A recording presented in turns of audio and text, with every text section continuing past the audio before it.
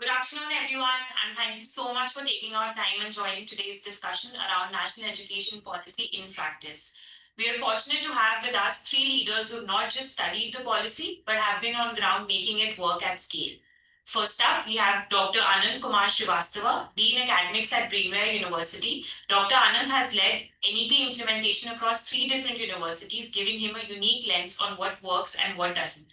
Under his leadership, Brainware became one of the first institutions to successfully roll out NEP reforms at the postgraduate level. Next up, we have Dr. Varuna Tyagi, Dean Academics at KR Mangalam University.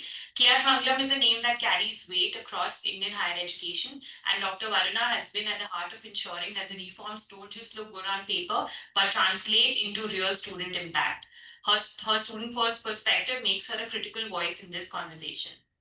Next up, we have Sandeep Sharma, Professor and Vice Chancellor at Dev Bhumi Uttarakhand University. Sandeep has been instrumental in operationalizing the academic bank of credits and driving multidisciplinary adoption on campus.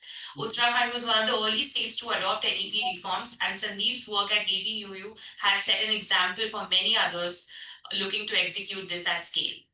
Lastly, moderating this session, we have Preetham Kumar, Business Head Education at Lead Square, a seasoned higher EdTech leader. Preetham leads the education vertical at Lead Square. He helps universities modernize student engagement, streamline admissions, and improve retention. Having partnered with leading institutions on NEP reforms, he brings a unique view of how technology transforms academic outcomes at scale. Thank you so much to all our esteemed panelists for taking our time for this session. I would now request Preetham to take over and start the session. Thank you so much, Asna, for the introduction. Good evening, everyone, and very warm welcome to this session on NEP. I was just thinking how to start this session, and I started thinking about my childhood days. And when I was growing, when we were asked, what we want to become, right? Most of us could think of very few options, right? It was, okay, I want to become a doctor, I want to become an engineer, or maybe a teacher. But the way we look at education today has significantly evolved, I would say. The real question today is that can our education system really empower students to become a creator or an innovator or maybe a problem solver across diverse fields, right? With a reasonable degree of flexibility. And I believe that's the promise of NEP, and that is what we wanted to explore here together. So essentially, the way I see this is it's not really about reshaping the classrooms; it's more about reshaping the future of our children, right? So that's about I would say the essence of NEP. That's how it was curated by our policymakers. So in today's webinar, we'll hear perspective from our industry leaders. So maybe to start with Dr. Anand, from your experience, what do you think after having implemented NEP across multiple universities? How did you design the approach of implementation? Considering, I would say, two aspects of NEP. One is the compliance part, at the same time, the practicality part. Yeah, thank you so much. Am I audible? Yes, you are, Mr. Anand. Actually, what happens if I talk about NEP?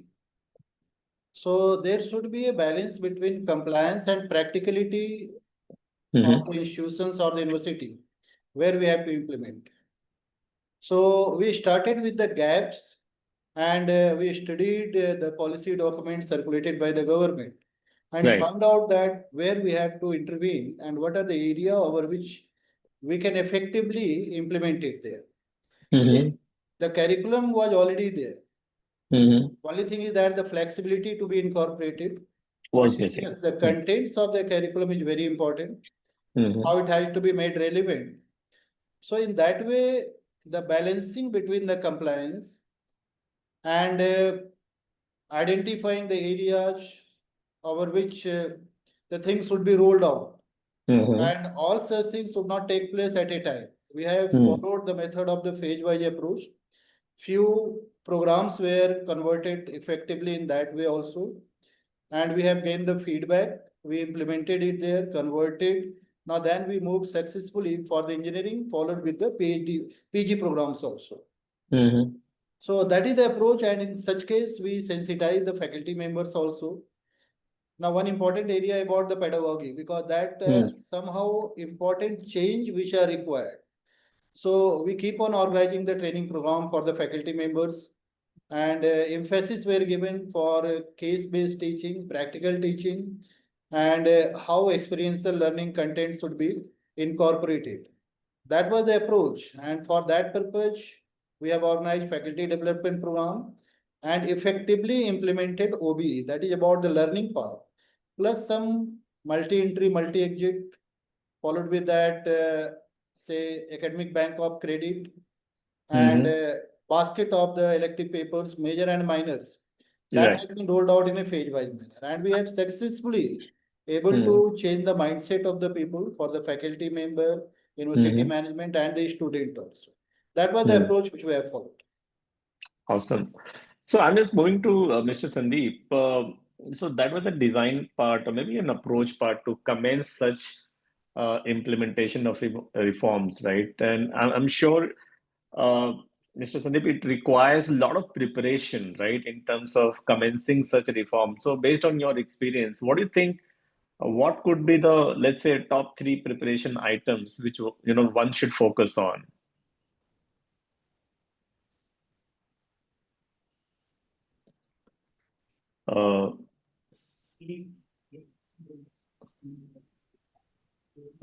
Mr. Sandeep, could you hear me well? Sorry, I just lost you.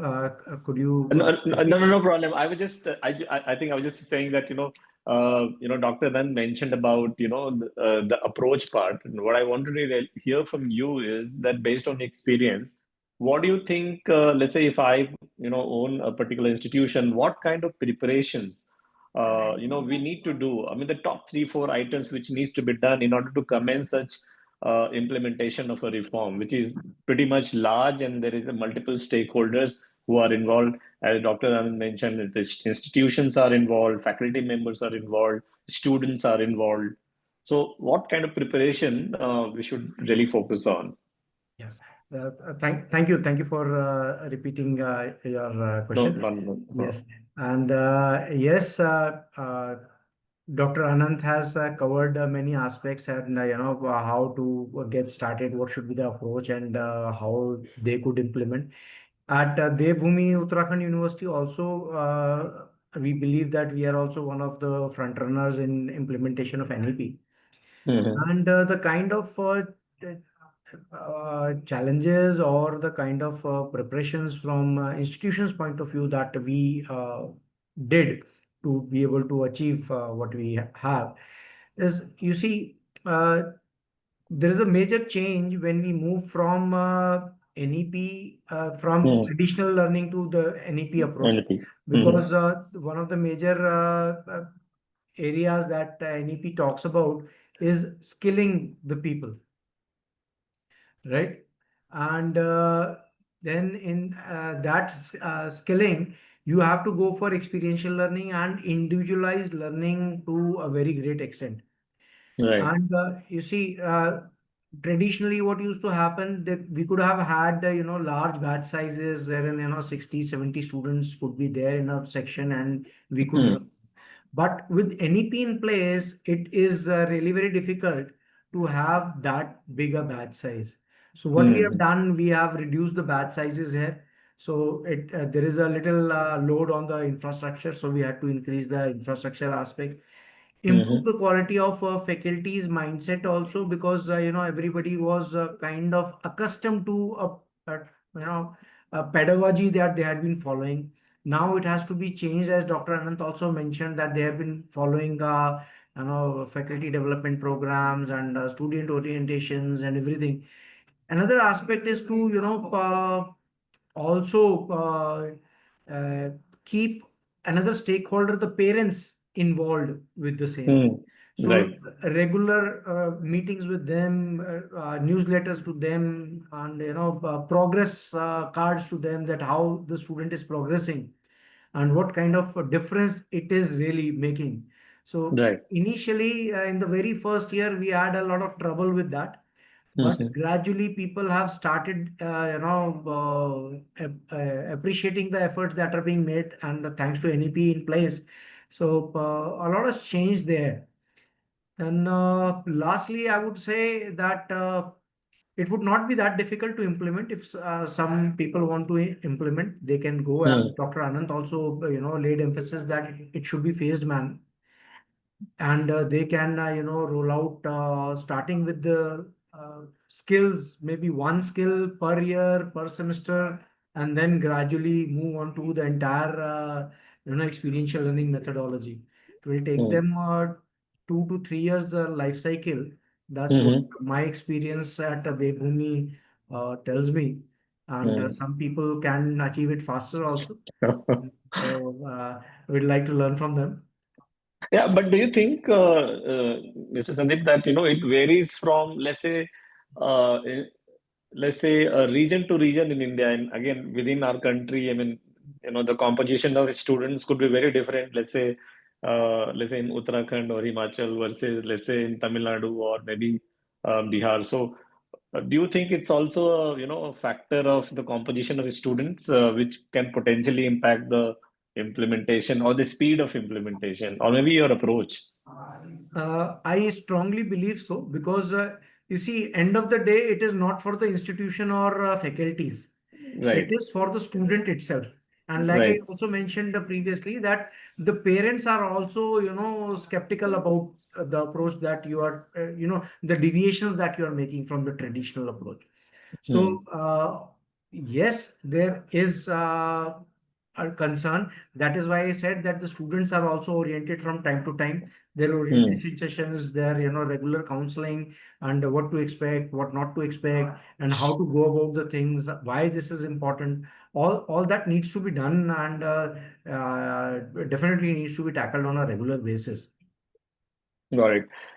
So maybe I'll move to Dr. Varuna. I mean, as I heard from Sandeep, that obviously student is at the center of this in large reform.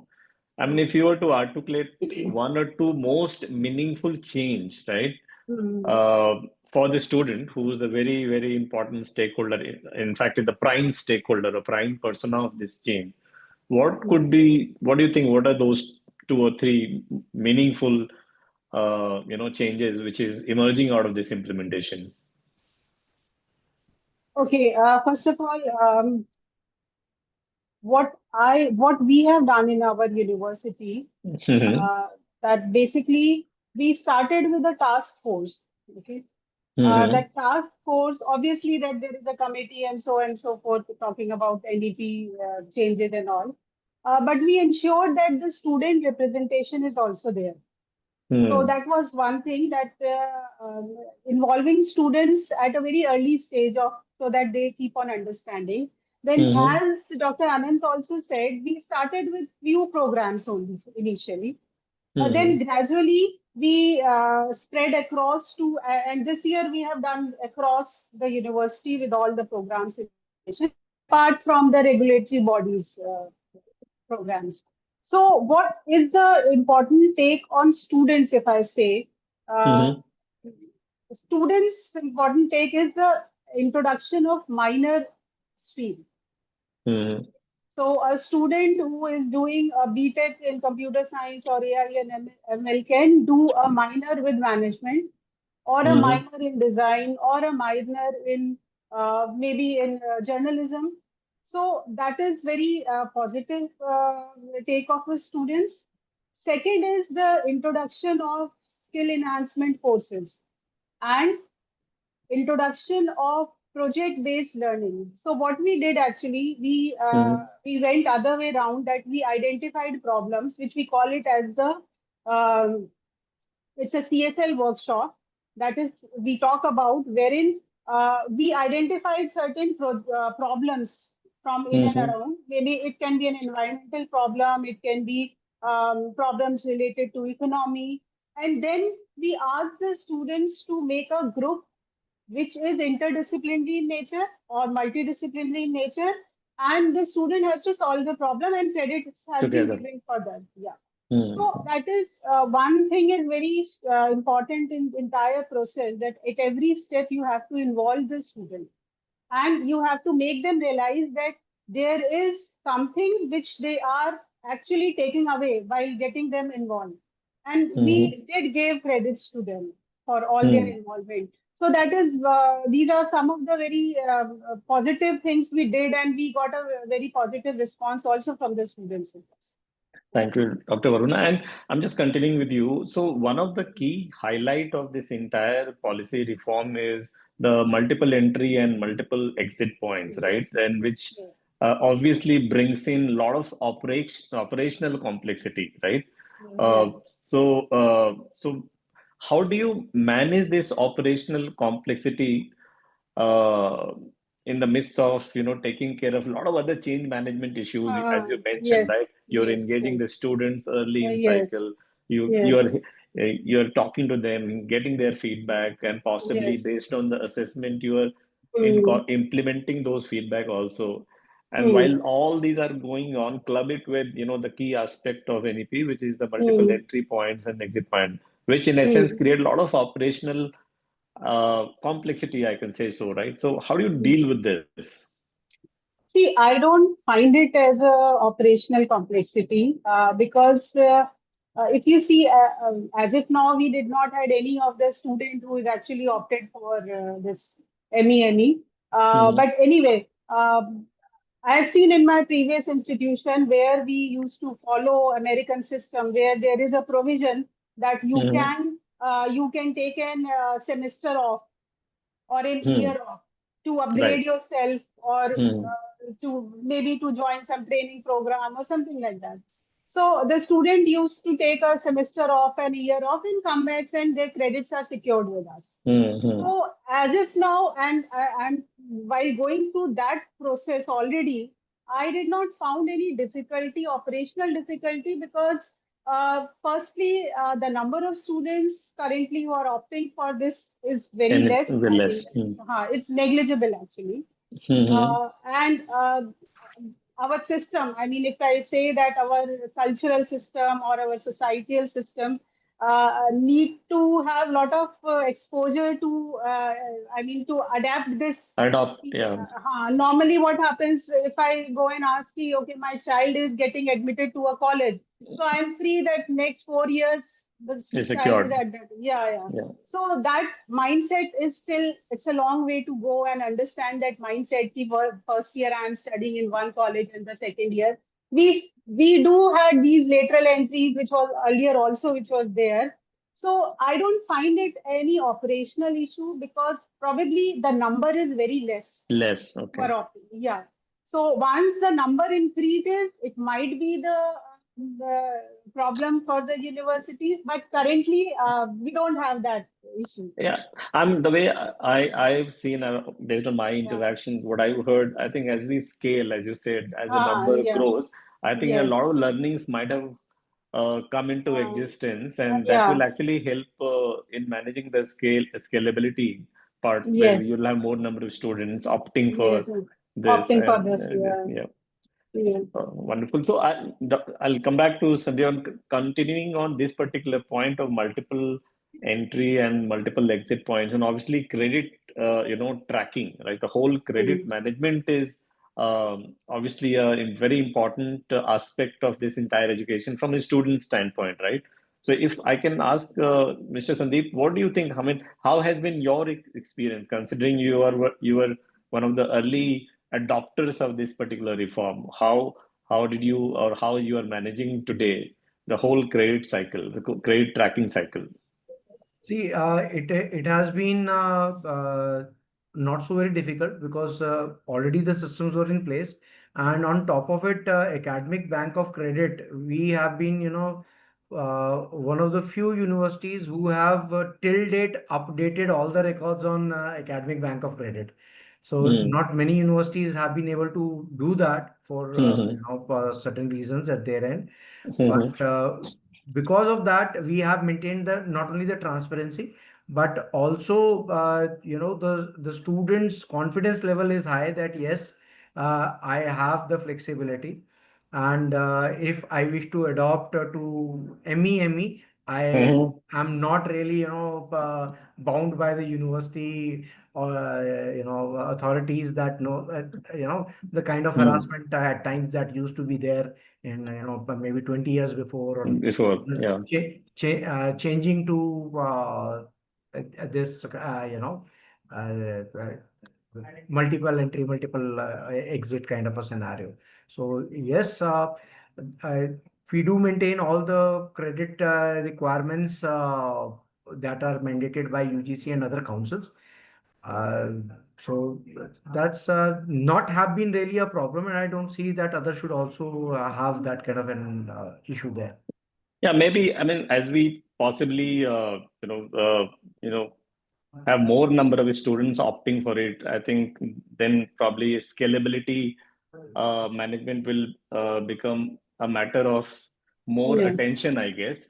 In fact, coming back to Dr. Anand, I think we've discussed various aspects of reform in terms of leadership, in terms of faculty flexibility, etc. But I think if I look at this, I mean, if I look at this entire ecosystem, there are multiple stakeholders, right? As you mentioned, so there are parents, there are students, there are faculties, there are institutions, and then there are many other bodies, right?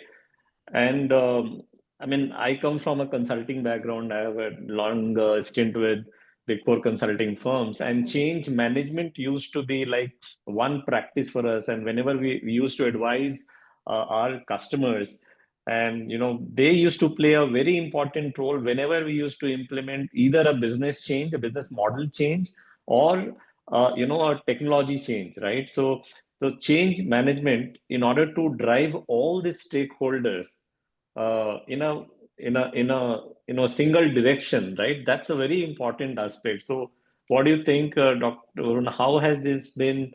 I know you mentioned about so far the scale maybe not great, but I think there must have been a lot of learnings around taking all the stakeholders together in one direction in order to manage this change. So that is really a nice question, because what Sir has said and Dr. Varna has said, these all are the compliance related part. Right. But leadership roles comes the correct interpretation of the compliances and communicating it clearly to the faculty member and the management also. And certainly, say top level management or the people, those who are sitting there, their consent is required. So they have given us the free hand. And because in such case, resource requirement is minimal, because what we are talking about, the pedagogy and the curriculum, first part is the curriculum updates. Followed with that, since I was leading with the faculty team and the HODs, so what happens that once we started interpreting the documents, that is 4-year UG program policy, internship policy, national credit framework, lot of technical jargons were there. Right. So interpreting it correctly and communicating with the faculty member. So there was some initial resistance also. Resistance was not like that they are not willing to implement. Resistance was there. That is somehow the clear communication about that is now these are the gist which is related to this one, and that is the benefit for this. Now, once we are able to disseminate that information in a clear and concise manner, and in workable manner also, instead of going to the 200-page documents, it was the role of the dean that is, let's find out the key aspects, communicate it to the key stakeholders, and then start working. Later on with the time, the maturation took place and the people started learning now this one. That was the approach which I have followed. But the major task was there, the curriculum revision, because earlier curriculum, say, there was a lot of disparity. I cannot say that disparity because multidisciplinary university, cultural differences were there. Say in UP, different type of the cultures are there. Here in West Bengal, we have different gentry of the admission, those who are taking admissions.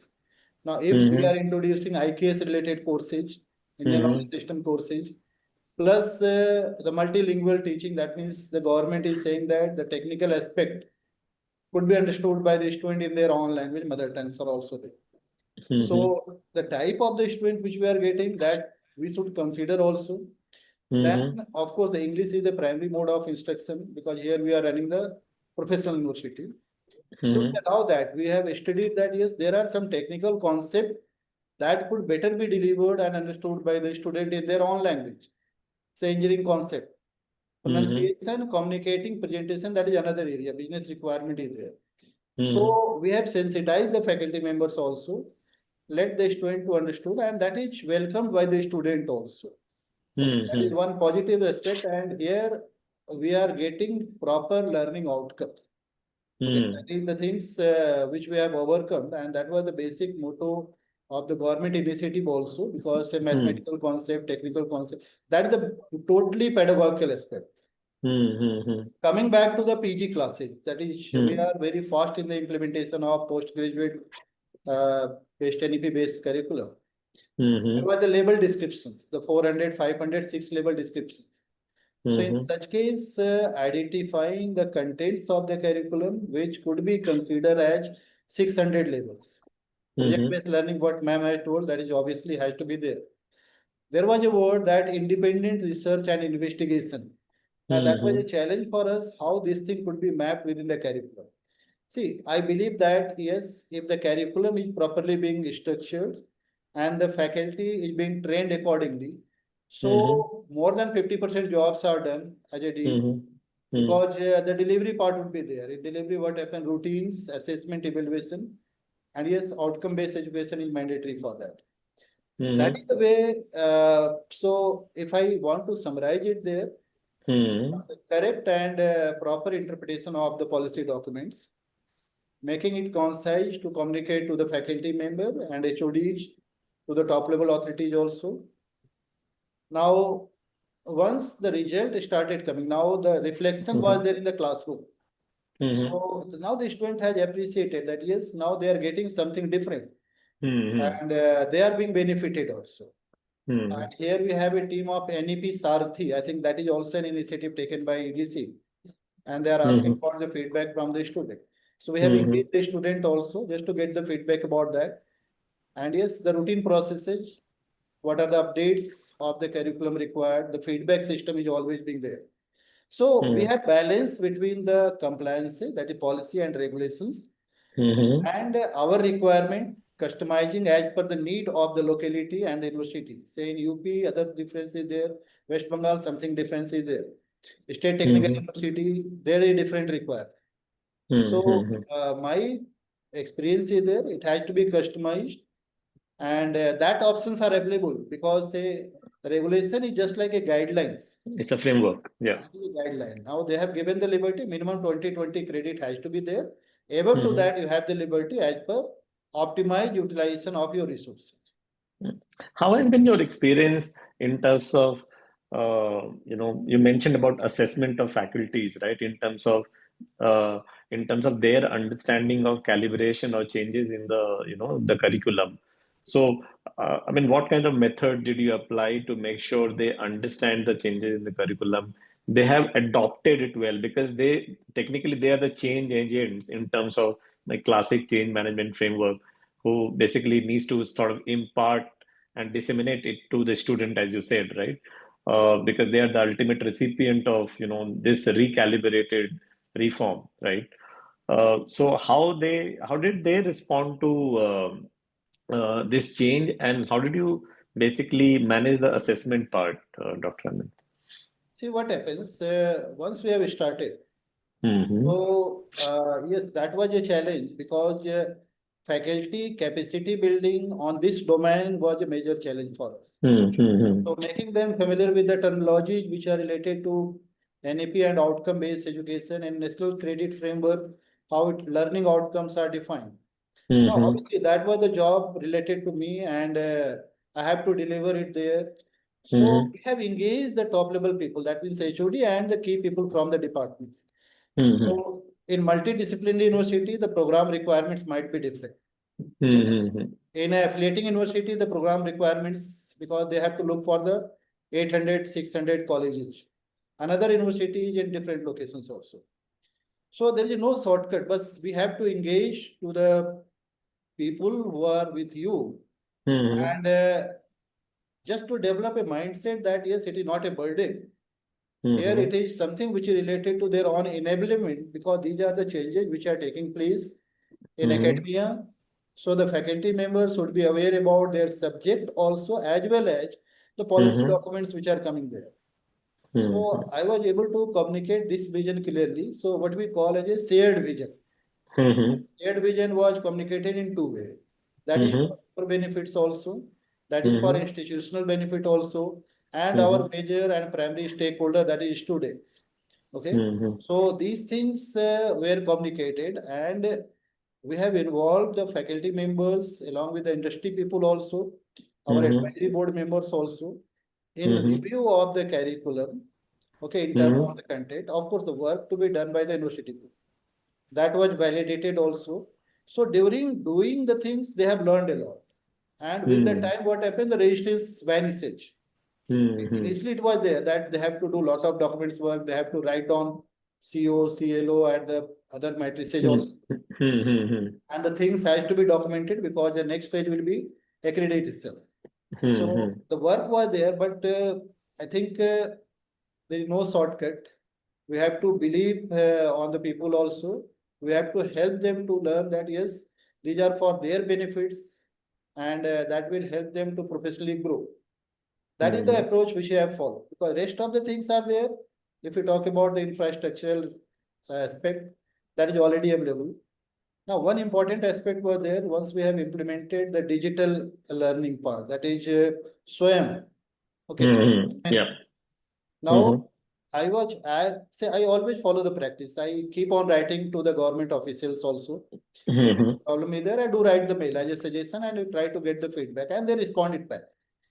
Now, in between that, the framework of SWAYAM came that they have allowed the university to conduct the examination in their own sector. So that has helped the student also. Yes, they can opt the multiple courses. Now, their term and examination will be conducted here in the university. And assignment and other portion will be done on the SWAYAM portal, either NPTEL or where they are. So in such case, we have bring the flexibility in the learning also. And diversity has increased because multiple electives are available. And some elective may not be offered by our institution due to the lack of the faculty and expertise. That is available on the digital platform. And in the last year, that is the second and third batches of SWAYAM, which will be appearing in that examination in the month of December.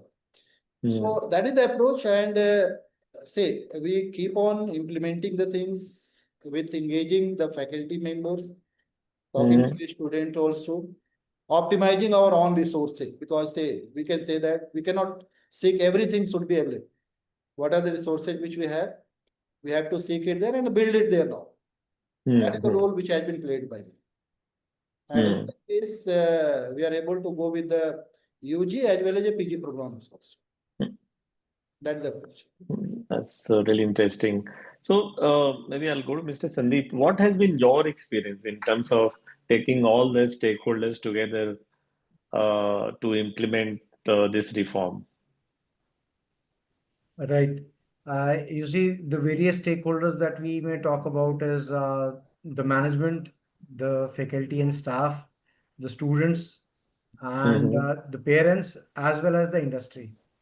Right. While it was very welcome from the industry's point of view, we had actually done HR conclave inviting, about 20, 30 HRs from top Indian companies that, seeking their point of view, how they Oh, that's interesting. it and how they do about it. We also had, a convention for the international students that we have. We called in participants from more than 20 countries across Africa, Asia, and Europe. And we took their insights also. And then through meetings and polls and surveys, we, spoke to different people at our campus and the parents, of course. And the most welcoming were the industry and the people from outside India, because they generally, by and large, have been practicing these kind of things, and they welcome this. And the most problematic for us would be, I would say, uh, from the parents' end, because they were really not very confident that what to expect, why this change, and how it's going to help them grow in the careers. And students were kind of okay, being the young generation. They were willing to accept the challenge and go with it. And touch wood, the results have been really very good. Those who are into their second and the third year of implementation of NEP are really very happy that they made the wise choice and things like that. And yes, there were challenges upskilling the staff and few corners of our faculty members, for example, because we are a very multidisciplinary kind of a university. We have multiple domains. So specifically, if we talk about the domains into liberal arts, fine arts and English communication. So wherever we have lab or hands-on experience, there things are a little easier. So people were more receptive to the ideas and they were willing to come forward. But in more of theoretical programs, so they were like, why should we have this thing? This will be not covered. That will be not covered. And as Dr. Anant also mentioned that talking about the COPO implementation, outcome-based education, and other stuff that that credits and how they also had teething troubles there. So we also had a similar experience there, but eventually with everybody's cooperation and willingness, we could also pull it out. And the only word of caution for those who are maybe starting a little late or things over here is that please plan it diligently and see what is it that you can accomplish in the first phase. Don't try to adapt it as a system as a whole. Yeah. It may or it may not work out because of the kind of somewhat complexities involved. But once you start putting things in order one at a time, you will see that you can really solve the puzzle with ease rather than getting perplexed. That's interesting. So, I mean, if I'll come to Dr. Varuna. So, I think there are a lot of institutions, they possibly want to prepare for this and pursue this, right, before the next cycle of NAC review. So, what do you think, Dr. Varuna? What are the, what should be the key priorities for such institution who want to pursue this for the next cycle? See how we did it. I'll just explain you very briefly. Uh, Uh-huh. we started, that was a task force and things like that. But the major part was the change in the curriculum. So, putting that into the minds of the people that there will be different categories of courses like AEC, SEC, back also in credit. So, all these were a very difficult part because ultimately it takes time to make people understand. Anyway, having said that, what we did, we made a template actually for the people to just first of all we to put the courses in that. So there are like we have around 32 credits for minor courses. Then we have 8 credits for ability enhancement, 9 so and so forth. The credit numbers defined to all the category of courses. So we prepare our academic department prepared a template wherein it is already there.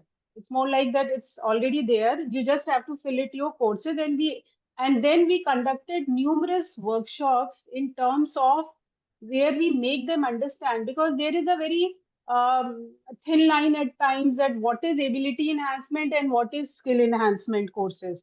So Right. making them understand these things, because it is, if I make to say that we have somehow NEP has made education very complex, and education is should be a simple term to understand. Yep. So with that broad category of courses, we have it is making people understand is very difficult. I agree completely on that. And but you require a lot of hand holding.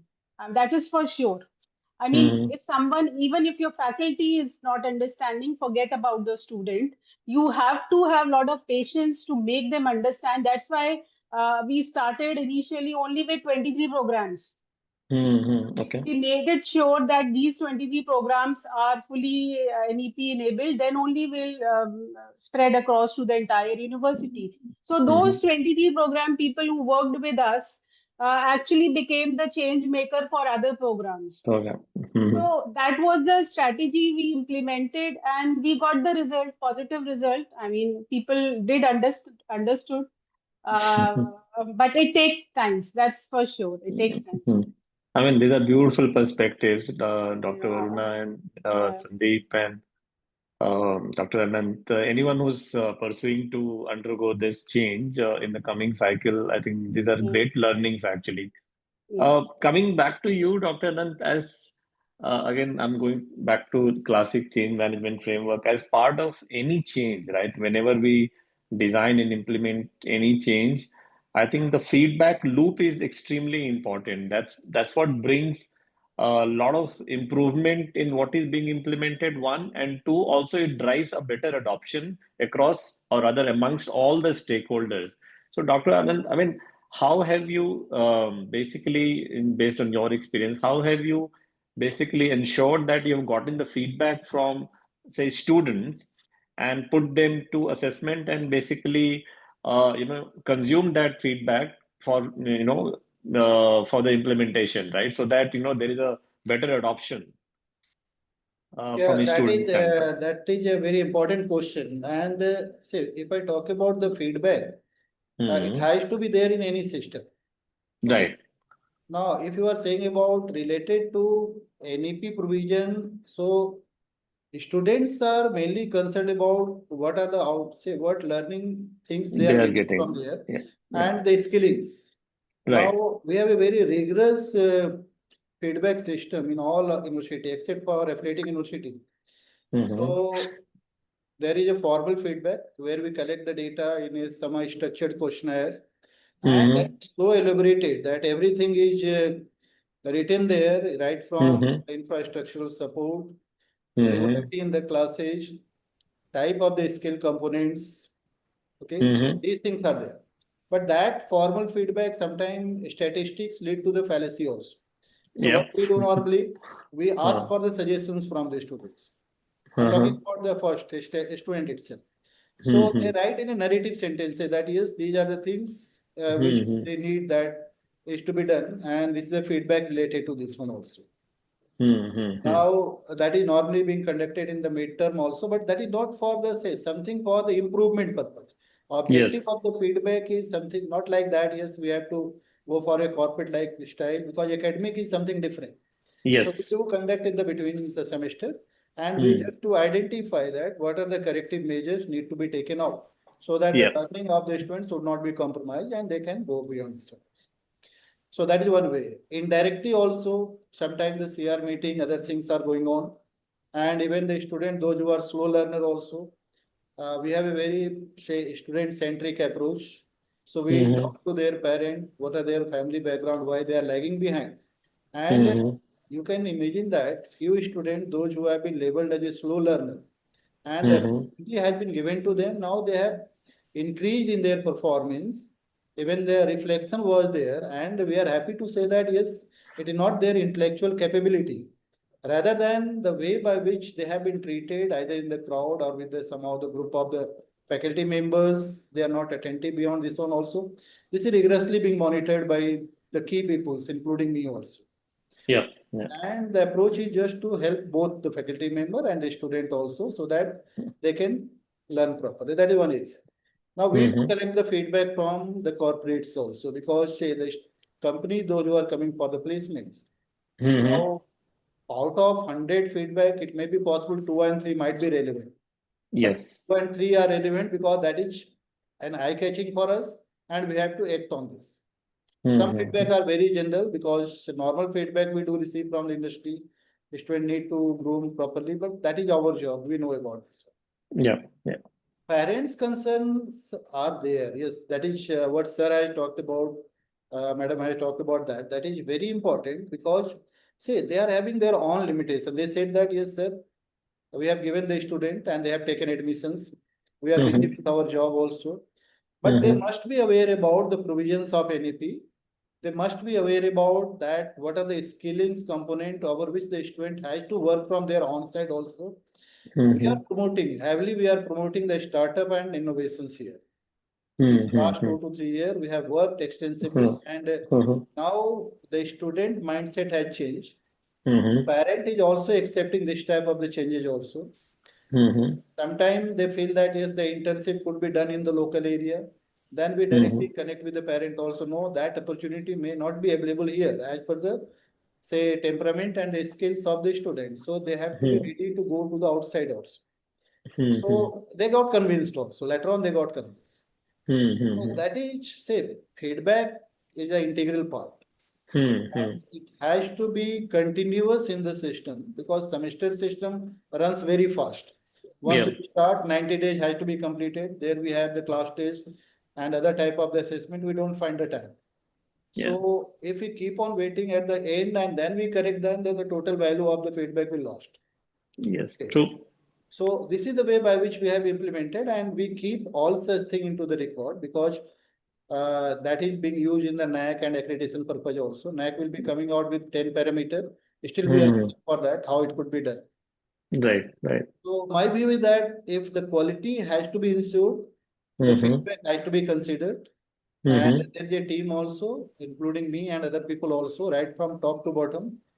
Students can approach and for their concern, for the suggestions, and for ideas.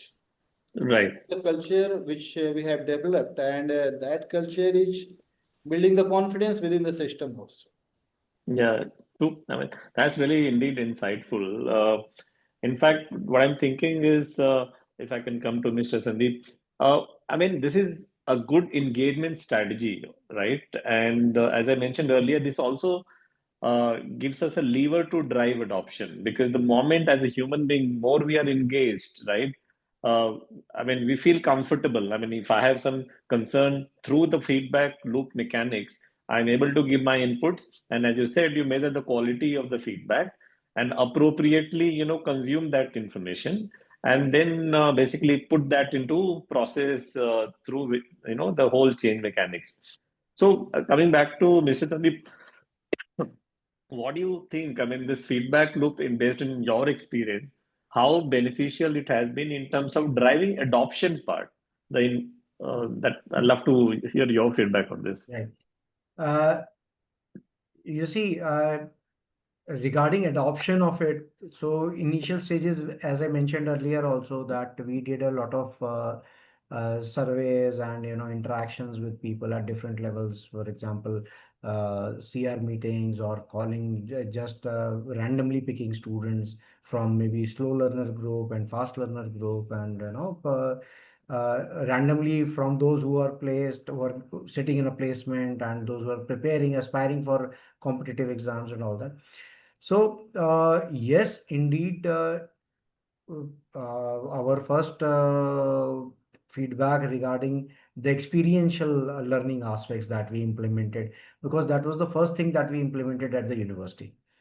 So, and we also brought in innovative evaluation schemes for those, curriculums that were into experiential mode. Because we didn't just want it to turn out that, okay, experience, we are doing something by hand, and later on, ultimately, you have to just write, in the rote learning methodology, you have to write pages and pages about it, and then that's it, you pass or you fail type. So, we wanted that there has to be an outcome. So Right. the interesting aspect here was that, as sir mentioned, that there was a turnaround of some people from slow learner group to better performing students. We saw that here it was totally changed, because initially, as I mentioned, that it has to be phased and it cannot be all courses Big together. bang. Yeah. So we did say 2 courses per semester, and some places we did 1 course per semester, and that's how we went. So we saw the students who are kind of slow learners or laid back attitude at learning. in traditional approaches, they were at the forefront, and their output was far better than compared to the best of the best in the class. So that was one immediate feedback that we got from there. The work speaks for itself basically. And then yes, all the other methodologies of feedback also showed a kind of mixed result initially. Some people were really very happy about it because uh, in India, as you also mentioned, that we have a very vast, or very divergent kind of background of Population, yeah. and those people who are really not very conversant or comfortable with the communication in English, which has been really dominating across India for writing answers and expressing themselves. So those people were really very happy that they could now score the top grades, 9 pointers, 10 pointers, because they could rightly express themselves. Yeah. And the problem was with those that who were really very good with communication and would just get away because they had good communication skills, Communication. expressing themselves, but not being able to justify whether they have that kind of skill or not, thanks to our evaluation methodologies that we have had for ages. So, but it was a kind of a mixed approach, but gradually the adoption has become fairly squared, and it is really very good. And people from either of the groups, slow learners, fast learners, or were really very now very receptive of the things. Awesome. Uh, I mean, I'm just sensitive on time. Let me bring one last dimension in the discussion, which is technology. Any such change, um I can put it two ways. That I mean, such change is not possible without leveraging technology, or maybe technology makes such changes implement much better. So, Mr. Sandeep, what do you think? How technology, see, you define the process. There is a framework, you define the processes as well. You have stakeholders, multiple stakeholders that need to sort of collaborate, together. And there's a lot of orchestration, right, amongst all these personas in this entire ecosystem of NEP, right? Right. Now, what I want to hear from you, and I'll go to Dr. Anand as well and Dr. Varuna as well. What is the role of technology and systems which you have used to, or rather leveraged to implement this? You see, a very valid angle that you brought in into implementation of NEP. Hadn't it been for the technical support from various tools and various agencies that have developed so many tools. For example, if we talk about the aspect of MOOCs, so platforms like NPTEL, Swim, Coursera had been really very handy because they Hmm. perform they provide a solution in totality, if I can call it that way. Then Hmm. thanks to ERP, which I believe almost every university has, a lot many things could be taken care there. A lot of refinements into these tools were also required. Required. Okay. So our partners in technology have also been very cooperative, and they have also brought in changes. Because you see, earlier what used to happen, you have a class, you map it one course, and everybody is studying that. But today, Correct. what is happening? It is becoming a pocket of 5 students, 6 students, 10 students, and the kind of the divergence that NEP has given to all of us, that Hmm. student can really do whatever they feel like. Yes, Hmm. there is a limitation that you have to earn these many credits for yeah, a particular major and a minor and things like that. But then there is a lot of flexibility also, that what you wish to do.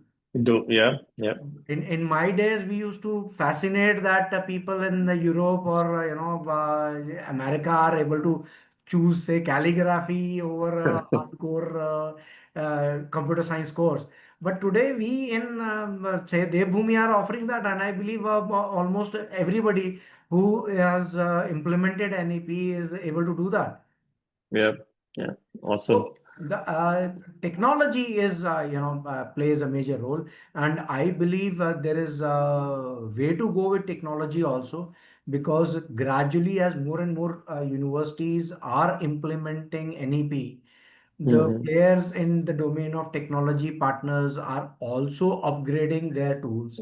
And Tools. with every passing semester, we see more and more features, better and better, e-governance, let me call it, of handling academic affairs in universities, and all other support roles in the university. So that is picking up very well, and I say that maybe in another 2 years of time, it will be a totally a game changer, and Indian universities with ease will be able to adapt majority of the things.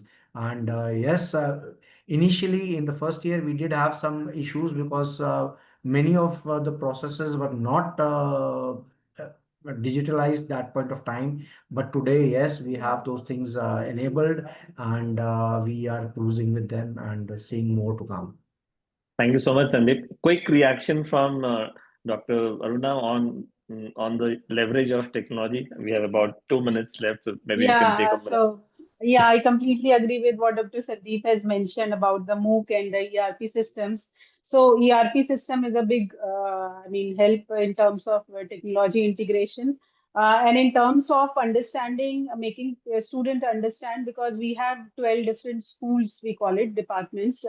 So there are departments like education and law, and different departments are there. So we made it a point that in every program there is an integration of technology domain courses. Even if it is Mm-hmm. not there, we have integrated that part. So one Mm-hmm. is we are making changes in ourselves, in our system within the university in terms of implementing ERP, and the other is then making student also adapt to that friendly approach towards the technology. So this is what we have done, and the result are good.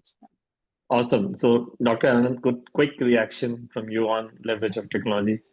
I mean, I feel like, I've gone to my school days, for the last 1 hour, to be I think honest. technology has to be the integral part, and Yeah. LMS, ERP, and now AI tools. Mm-hmm. So we have invested heavily on the training with the AI also. Mm-hmm. That is supporting somehow the processes. See, we believe that the faculty members' work, routine jobs should be supported by the technology so that they can Yeah. focus on their self-learning, research, and innovation, plus the effective classroom delivery. So no doubt, Right. technology has to be there, and it should be there. And I expect that the new type of the technology could be evolved without Mm-hmm. compromising the quality of teaching learning by the faculty and the student itself. Okay, Mm-hmm. so certainly ERP, LMS, and what are the things which are coming? That will be the integral part of the total teaching learning process. Digitalization is already taking place. Yeah. Yeah. Okay, that is changing the total learning dimensions. So Yeah. certainly that is a mandatory part, and we are extensively using this. Would love to hear the role of AI in this. Maybe next time when we meet, we have Yeah. completely run out of time, but would love to hear that perspective. And I'm sure there'll be significant leverage of AI, I would say, as as NEP evolves and AI also evolves. I'd love to hear that perspective sometime very soon, I would say. So, Asna, if you're around, over to you to conclude. Thank you so much, Preetham. Before we conclude, if we can just take 2 minutes, we have received few questions from the audience. We'll not be able to take up all the questions, but we'll take few of them and maybe quickly get some reactions from our panelists. Okay. The first question: how are UGC and AICTE aligned on the question of implementing 4-year undergraduate program for non-engineering disciplines? So can you repeat the question again, please? How are UGC and AICTE aligned on the question of implementing 4-year undergraduate program for non-engineering disciplines? Yes, so far as can I answer this question, or I can Yes, expect yes, to- sir. Please, Okay. please. See what happened. AICT is already having, say, BTech curriculum for 4 years. So if I talk about the major minor division of the curriculum, their programs, say UGC has allowed for single major, UGC has allowed for major with the minor, single minor, UGC had allowed for major with the multiple minors also. So that provision, because BTech programs are already having the single major part, plus some now they can implement, they have given the liberty to the institution within the credit framework under the model curriculum so that they can develop their own curriculum. Okay, so that liberty is given to the institution within the minimum prescribed norm. So that is already available on the AICT. If I talk about UGC, so UGC has rolled out the complete, say, policy document as a guideline. Sufficient flexibility are there. Now the liberty lied with the institutions. Minimum requirement is 20 credit in every semester. And the course level balancing starting from 300, 400, 500, 600. This course level balancing is very important because that increase the depth and the level of difficulty of the course. That is the important things which has to be taken care of. Otherwise, all things are available. There is no problem with this one also. So what is my experience is there? So I'd like to add a quick one-liner to this. You see, the major difference that is coming into a FYUP, as it is known as 4-year undergraduate program. So what comes here is that going forward, UGC intends to implement a 1-year and a 2-year PG programs. So if people are going for a 4-year undergraduate program, I am talking about the non-technical, the BTech and the BPharm kind of programs. I'm talking about BSc, BA programs. So those people, if they're going for a 4-year undergraduate program, they have benefit because they will have to, if they pursue curriculum in India, higher education, they have to take just a 1-year PG.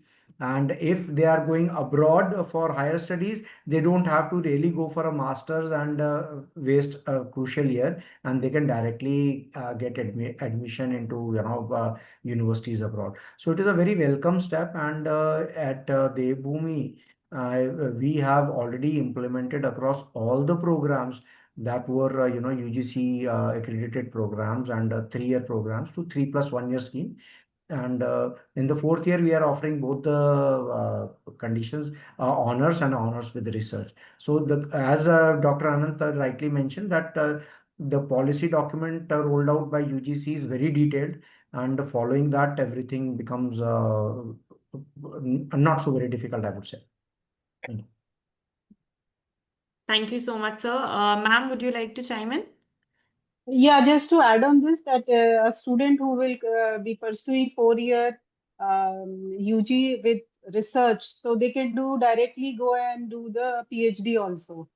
So that is also a one step, and it is a very positive step. And so you don't need to go for a PG after doing UG. You can directly go to the PhD program. Okay, thank you so much. I'll just take the last question.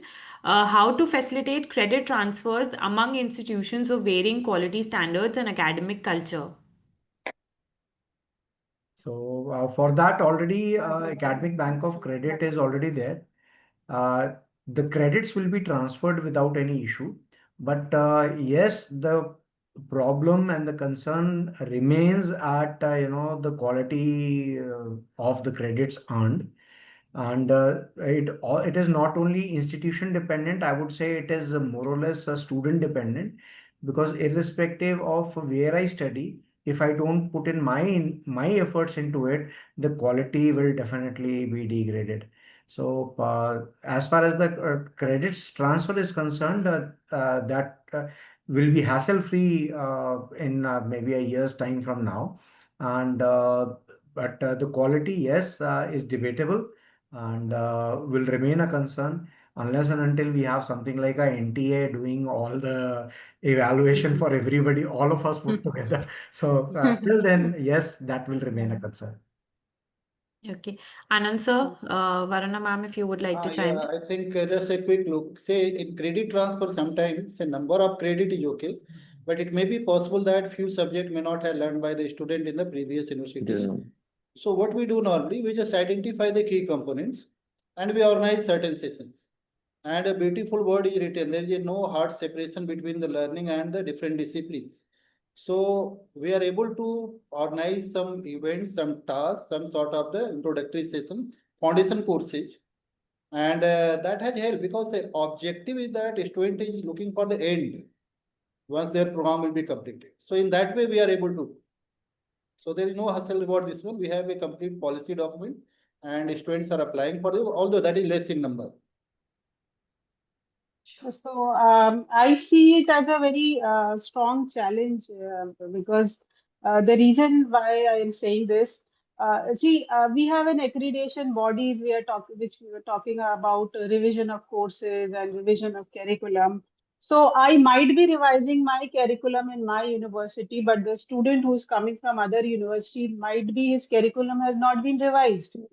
So Yeah. if I have to map the courses, so I mean, we do face these challenges, and it's a very big challenge also. That student coming from some other university where the curriculum is might not be revised, or it can be the other way round also. Our curriculum is not revised. So how to map that? The content doesn't match. The title of the course doesn't match. So student in any case has to repeat those courses. So I think, I mean, the authorities should have to seek some intervention in this area of mapping the courses. So that's. Sure. Thank you so much. We've received a lot more questions, but unfortunately now we are out of time. We'll try to reach out to our audience and try to answer as many questions as we can post the session. Thank you so much to all our esteemed panelists for taking our time and joining this session. And thank you so much to our audience for attending it, and hope they find these inputs extremely insightful. And I would just request everyone to keep following T Squared for more such insightful sessions. Thank you so much. Thank you. Thanks. Thank you all. Thanks. Thanks. Okay, thank you so much. Thank you, sir. Right. Can we leave? Yes, Yeah. yes, sir. Thank you. Thank you.